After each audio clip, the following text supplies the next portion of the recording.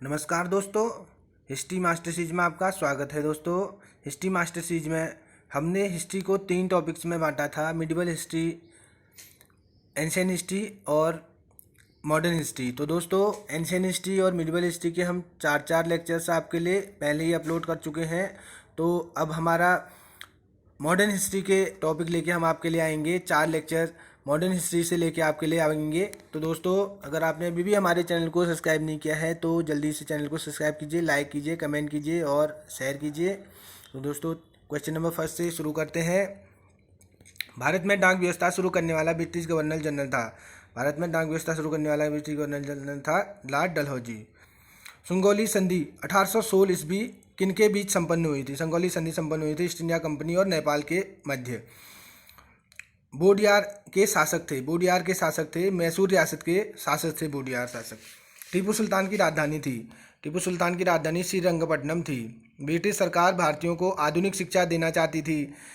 इसमें उनका उद्देश्य क्या था? इसमें उनका उद्देश्य था भारत में अपनी राजनीतिक सत्ता की नींव सुदृढ़ करना। प्रशासनिक अव्यवस्था कुशासन के आधार पर डलहौजी ने किस राज्य को ब्रिटिश साम्राज्य में मिलाया था? अवध को कुशासन के आधार पर ब्रिटिश साम्राज्य में मिलाया गया था। निम्नलिखित में से ब्रिटिश सरकार का वह गवर्नर जनरल कौन था जिसने भारत में डाक टिकट शुरू किए थे? डाक टिकट शुरू करने वाला गवर्नर जनरल था लॉर्ड डलहौजी। प्लासी के युद्ध के बाद भारत के लिए शाश्वत दुख की काली रात का आरंभ हुआ। यह किस बंगला कवि का कथन है? यह नवीन चंद्र सेन का कथन है। प्लासी के युद्ध के बाद भारत के लिए शाश्वत दुख की काली रात आरंभ हुई है, नवीन चंद्र सेन का कथन है। सुरक्षा प्रकोष्ठ नीति रिंग फेंस पॉलिसी संबंधित है। सुरक्षा प्रकोष्ठ नीति संबंधित है वॉरेन हेस्टिंग्स से। इलाहाबाद की संधि 1765 के बाद रॉबर्ट क्लाइव ने मुर्शिदाबाद का उपदीवान किसे बनाया था? उपदीवान बनाया था मुर्शीद रजा खान को। लाहौर इलाहाबाद की संधि के बाद रणजीत सिंह के सुप्रसिद्ध कोहिनूर हीरा प्राप्त किया था। रणजीत सिंह ने सुप्रसिद्ध कोहिनूर हीरा प्राप्त किया था शाह शुजा से। रणजीत सिंह किस मिसल से संबंधित थे? रणजीत सिंह सुकरचकिया मिसल से संबंधित थे। सुकरचकिया मिसल से रणजीत सिंह संबंधित थे। निम्नलिखित में से कौन सा युद्ध था जिसने भारत में ब्रिटिश प्रभुत्व का प्रारंभ किया था? ये प्लासी का युद्ध था जिसने भारत में ब्रिटिश प्रभुत्व का प्रारंभ किया था। किस अधिनियम के तहत वॉरेन हेस्टिंग्स बंगाल के प्रथम गवर्नर जनरल बनाए गए थे? 1773 के रेगुलेटरी एक्ट के तहत वॉरेन हेस्टिंग्स को भारत का प्रथम गवर्नर जनरल बनाया गया था। बंगाल के किस गवर्नर जनरल के काल में पिट्स इंडिया एक्ट 1784 पारित किया गया था? वॉरेन हेस्टिंग्स के काल में पिट्स इंडिया एक्ट 1784 पारित किया गया था। बहादुर शाह प्रथम की मृत्यु के बाद जहांदार शाह मुगल सिंहासन पर आसीन हुआ। वह किसकी सहायता से सम्राट बना था? वह बना था जुल्फिकार खान के सहयोग से शासक बना था। किस मुगल बादशाह का मूल नाम रोशन अख्तर था?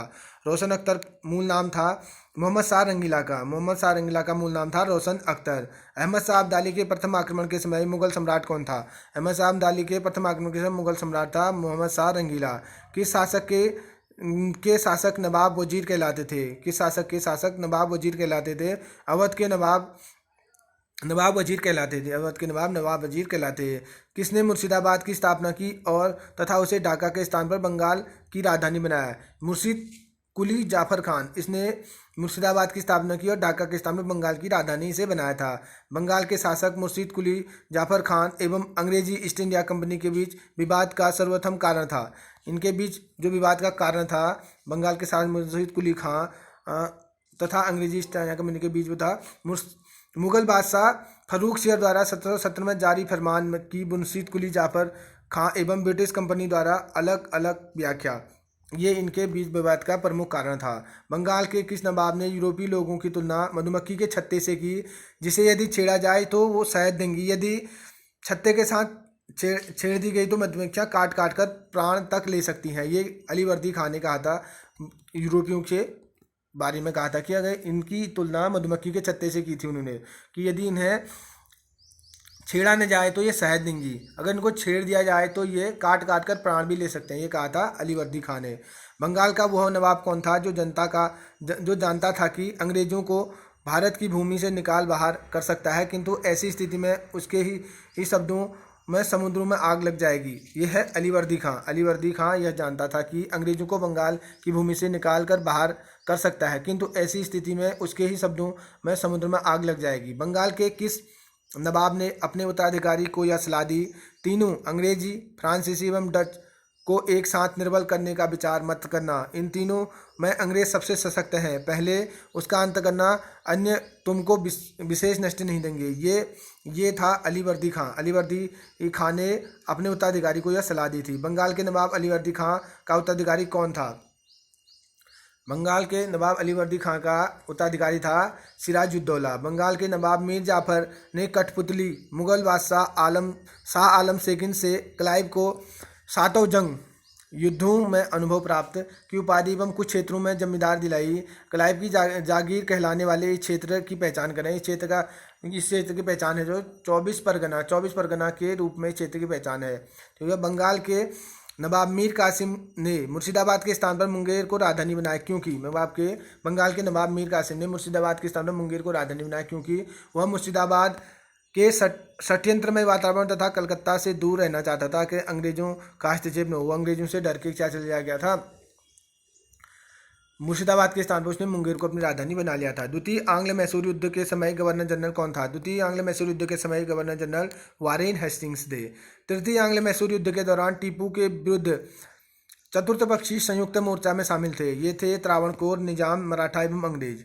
त्रावणकोर, निजाम, मराठा और अंग्रेज तृतीय आंग्ल मैसूर युद्ध के समय टीपू सुल्तान के विरुद्ध चतुर्थ पक्षीय संयुक्त मोर्चा में शामिल थे। किस सिख गुरु ने प्रत्येक सिख से दशांत धार्मिक कर वसूल करना आरंभ किया एवं साधु वेश त्याग कर राजसी वस्त्र पहनना शुरू किया था? ये अर्जुन देव थे, जिन्होंने प्रत्येक सिख से दशांत धार्मिक कर वसूलना आरंभ किया था और साधु वेश धारण कर राजसी वस्त्र धारण करना प्रारंभ किया था। रणजीत सिंह ने किस स्थान पर अधिकार करने के बाद महाराजा की उपाधि धारण की थी? लाहौर पे अधिकार करने के बाद रणजीत सिंह ने महाराजा की उपाधि धारण की थी। रणजीत सिंह ने किस मिस्र से लाहौर एवं अमृतसर छीने? ये भंगी मिस्र से रणजीत सिंह ने लाहौर एवं अमृतसर छीने थे। भारत के किस गवर्नर जनरल के समय सिंध का विलय अंग्रेजी राज्य में किया गया था? लॉर्ड एलनबरो के समय पर यह हुआ था। भारत सिंध का विलय अंग्रेजी राज्य में कर दिया गया था लॉर्ड एलनबरो के समय पर। सहायक संधि के संबंध में किसने कहा? हमारी नीति और हमारे लक्ष्य ने भारतीय राज्यों को शून्य की स्थिति में पहुंचा दिया है। लॉर्ड वेलेस्ली ने यह कहा था कि हमारी नीति और हमारे लक्ष्य ने भारतीय राज्यों को शून्य स्थिति में पहुंचा दिया है। ये सहायक संधि के विषय में उन्होंने कहा था। भारत में सहायक संधि का जन्मदाता किसे कहा जाता है? भारत में सहायक संधि का जन्मदाता डुप्ले को कहा जाता है। तीसरे आंग्ल मैसूर युद्ध को रोकने के लिए टीपू सुल्तान ने अंग्रेजों के साथ कौन सी संधि की थी? श्रीरंगपट्टनम की संधि की थी। तीसरे आंग्ल मैसूर युद्ध को रोकने के लिए टीपू सुल्तान ने अंग्रेजों के साथ हड़प नीति डॉक्ट्राइन ऑफ लैप्स के अंतर्गत कौन से भारतीय राज्य कब्जे थे? झांसी, नागपुर और सतारा। ये डॉक्ट्राइन नीति के अंतर्गत कब्जे थे। हड़प नीति के अंतर्गत झांसी, नागपुर और सतारा को कब्जा गया था। ठगी प्रथा के उन्मूलन से संबंध गवर्नर जनरल थे। ये बेंटिंग थे, लॉर्ड बेंटिंग ये थे ठगी प्रथा के उन्मूलन से संबंध गवर्नर। प्लासी का युद्ध 1757 ईस्वी अत्यधिक ऐतिहासिक महत्व का है क्योंकि प्लासी का युद्ध महत्व का है क्योंकि इसने बंगाल में ब्रिटिश वर्चस्व के लिए मार्ग प्रशस्त किया और उसके बाद संपूर्ण भारत में ब्रिटिश नियंत्रण के लिए रास्ता खोल दिया। तो जो प्लासी का युद्ध था 1757, ये भारत में ब्रिटिश राज्य की जो पैर थे उसको मजबूत करने का एक महत्वपूर्ण कदम था। भारत में आधुनिक शिक्षा प्रणाली की नींव किससे पड़ी? भारत में आधुनिक शिक्षा प्रणाली की नींव 1835 के मैकाले के मिनट से पड़ी थी। जो मैकाले 1835 में शिक्षा के लिए जो सुधार लेके आए थे उससे आधुनिक शिक्षा की नींव पड़ी थी। सती प्रथा का अंत करने तथा ठगी को समाप्त करने का श्रेय किसको जाता है? ये लॉर्ड विलियम बेंटिंग को जाता है। ठगी और सती प्रथा का अंत करने का श्रेय जाता है। निम्नलिखित में से अवध के स्वायत्त राज्य का संस्थापक कौन था? ये सादत खां बुरहान उल मुल्क था। ये सादत खां बुरहान उल मुल्क अवध के स्वायत्त राज्य का संस्थापक था। ईस्ट इंडिया कंपनी और बंगाल के नवाब के बीच जब प्लासी का युद्ध हुआ उस समय मुगल सम्राट कौन था?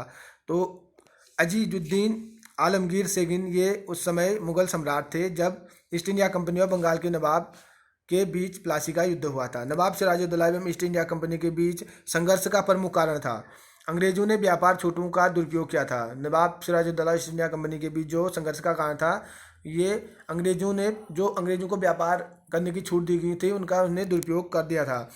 किस इतिहासकार ने 1765 ईस्वी से 1772 ईस्वी तक कंपनी के राज्य को डाकू का राज्य की संज्ञा दिया है? कंपनी के राज्य को डाकू की संज्ञा दी है कि एम पणिक्कर ने कहा है कि कंपनी का जो राज्य था वो डाकू का राज्य था। ब्रिटिश जनरल जिसने हैदर अली को पोटानोवा के युद्ध में हराया था? हैदर अली को पोटानोवा के युद्ध में हराया था सर आयरकूट ने।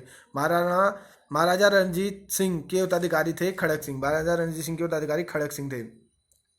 सबसे अधिक निर्णायक युद्ध जिसने अंग्रेजों के भारत में प्रभुत्व को संस्थापित कर दिया था, ये बक्सर का युद्ध था। अंग्रेजों के प्रभुत्व को बक्सर के युद्ध ने संस्थापित कर दिया था। 1 नवंबर 1858 को महारानी विक्टोरिया का घोषणा पत्र इलाहाबाद में पढ़कर सुनाया गया था लॉर्ड कैनिंग ने। 1 नवंबर 1858 को महारानी का घोषणा पत्र इलाहाबाद में पढ़कर सुनाया था। टीपू सुल्तान अंग्रेजों के साथ युद्ध में कब मारे गए थे? ये 1799 ईस्वी में टीपू सुल्तान मारे गए थे। सिखों के अंतिम गुरु कौन थे? सिखों के अंतिम गुरु थे गुरु गोविंद सिंह। सिखों के अंतिम गुरु थे गुरु गोविंद सिंह। डिंडीगुल नाम है तमिल के में एक नगर का। डिंडीगुल नाम है तमिलनाडु में एक नगर का। ब्रिटिश भारतीय राज्य का अंतिम मुख्य विस्तार हुआ डलहौजी के समय। ब्रिटिश भारतीय राज्य का अंतिम मुख्य विस्तार हुआ डलहौजी के समय। ठगों के दमन में निम्नलिखित में से कौन संबंध था? ये कर्नल स्लीमैन ठगों के दमन में संबंधित थे। 1707 ईस्वी में अंग्रेजों की मृत्यु के बाद मोहम्मद मुजम्मन किस नाम से मुगल राज शासन पर बैठा? ये बहादुर शाह प्रथम के नाम से बैठा था मोहम्मद मुअज्जम। फर्रुखसियर किसके सहयोग से मुगल बादशाह बना? फर्रुखसियर सैयद बंधुओं के सहयोग से मुगल बादशाह बना। सैयद बंधुओं के सहयोग से फर्रुखसियर मुगल बादशाह बना था। सैयद बंधु ने मराठों के सहयोग से किस मुगल सम्राट को सत्ताच्युत कर हत्या कर दी थी? ये फर्रुखसियर थे। अवध, हैदराबाद, भरतपुर, रुहेलखंड एवं फर्रुखाबाद किस मुगल शासक के समय स्वतंत्र हुए थे? मोहम्मद शाह रंगीला के समय पर ये स्वतंत्र हुए थे। अवध, हैदराबाद, भरतपुर, रुहेलखंड एवं फर्रुखाबाद। इलाहाबाद की द्वितीय संधि 16 अगस्त 1765 किसके बीच हुई थी? ये शुजाउद्दौला एवं क्लाइव के बीच हुई थी इलाहाबाद की द्वितीय संधि। कर्नल क्लाइव का गधा या सियार किसे कहा जाता है? ये मीर जाफर को कहा जाता है। कर्नल क्लाइव का गधा या सियार की संज्ञा दी जाती है मीर जाफर को। कर्नल मालसन ने कहा, कंपनी के अधिकारियों का अब एक ही उद्देश्य है, जितना लूट सको लूटो, और यह कि वह सोने की एक ऐसी थैली है जिसमें जब जी चाहे हाथ डालो।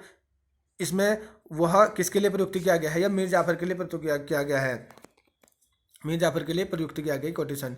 किसने फ्रांसीसी विशेषज्ञों की मदद से डिंडीगुल में एक आधुनिक शस्त्रागार स्थापित किया था? ये हैदर अली ने स्थापित किया था। फ्रांसीसी विशेषज्ञों की मदद से डिंडीगुल में आधुनिक शस्त्रागार की स्थापना की थी। हैदर अली की मृत्यु 1782 में किस युद्ध के दौरान हुई थी? द्वितीय आंग्ल मैसूर युद्ध में हैदर अली की मृत्यु हुई थी। किसने कहा था, मैं अंग्रेजों के स्थल साधनों को तो समाप्त कर सकता हूं परंतु समुद्र को नहीं सुखा सकता? टीपू सुल्तान ने कहा था कि अंग्रेजों के स्थल साधनों को तो मैं समाप्त कर सकता हूं लेकिन समुद्र को नहीं सुखा सकता। किसकी अत्यंत प्रिय उक्ति थी, भेड़ की तरह एक लंबी जिंदगी जीने से कहीं बेहतर है कि शेर की तरह एक दिन जीना? टीपू सुल्तान की उक्ति थी, भेड़ की तरह एक लंबी जिंदगी जीने से बेहतर है कि शेर की तरह एक अच्छा दिन जीना।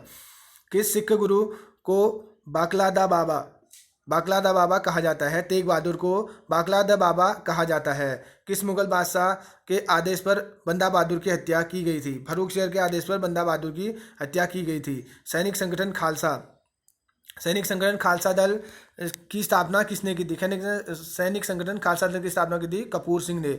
रणजीत सिंह को किस विजय अभियान के फलस्वरूप जमजमान नामक तोप प्राप्त हुई थी? अमृतसर विजय अभियान के बाद रणजीत सिंह को। सहायक संधि के संदर्भ में किसने कहा था, स्थानीय राजाओं का अस्तित्व उसी दिन समाप्त हो गया जिस दिन वे कंपनी द्वारा सुरक्षित बने एवं कंपनी उनकी सहयोगी बनी? कार्ल मार्क्स ने यह कहा था कि स्थानीय राजाओं का अस्तित्व उसी दिन समाप्त हो गया जिस दिन वे कंपनी के द्वारा सुरक्षित बने और कंपनी उनकी सहायक बनी। सहायक संधि को सुनिश्चित एवं व्यापक स्वरूप किसने प्रदान किया था? ये दिया था लॉर्ड वेलेज ने सहायक संधि को सुनिश्चित एवं व्यापक स्वरूप प्रदान किया था। तो दोस्तों ये फर्स्ट पार्ट यहीं पर समाप्त करते हैं। क्वेश्चनों की संख्या ज़्यादा हो गई है, इसका अगला पार्ट लेके जल्दी आपके बीच हम उपस्थित होंगे। तो दोस्तों अभी भी आपने अगर हमारे चैनल को सब्सक्राइब नहीं किया है तो जल्दी से हमारे चैनल को सब्सक्राइब कीजिए, लाइक कीजिए, कमेंट कीजिए ताकि आप तक ये महत्वपूर्ण क्वेश्चनों की श्रृंखला पहुंचते रहे। तो दोस्तों अगले पार्ट के साथ फिर उपस्थित होते हैं। धन्यवाद।